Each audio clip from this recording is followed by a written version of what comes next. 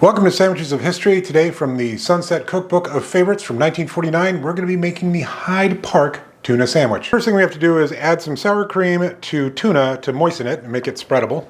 Next we add anchovy paste to mayonnaise. It does not give any amounts for any of this, by the way. Now we put our tuna mixture onto whole wheat bread, and yeah, I added a little bit more sour cream. Then on top of that we put a leaf of lettuce. Then onto buttered white bread we put our anchovy mayonnaise. And close her up. Okay, let's give this Hyde Park tuna sandwich a go.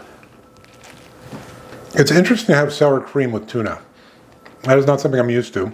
The anchovy paste is bringing a little umami, savoriness, depth of flavor, and saltiness to the mayonnaise, but it's not overpowering. Lettuce is pretty good.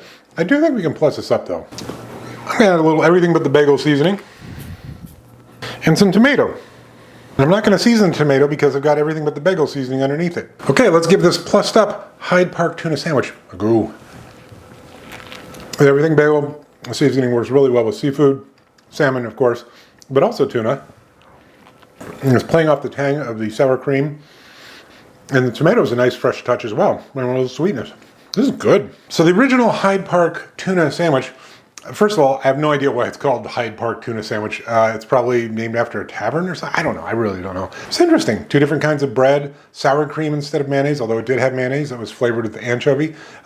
It was a pretty interesting sandwich. It felt like it needed a little seasoning. I think the original was probably about six and a half. With the everything but the bagel seasoning and the tomato, that's a delicious sandwich. I'm going to bump that up to 7.5, maybe even 8. That is now a sandwich that I would actually make again. I might leave off the butter. I know they put it on there as a protective layer for the top bread, but if you're going to eat it right away, you don't really need to worry about it. Mayonnaise does a fine job. All right, I'm going to finish this with the plus-ups. I'll see you tomorrow.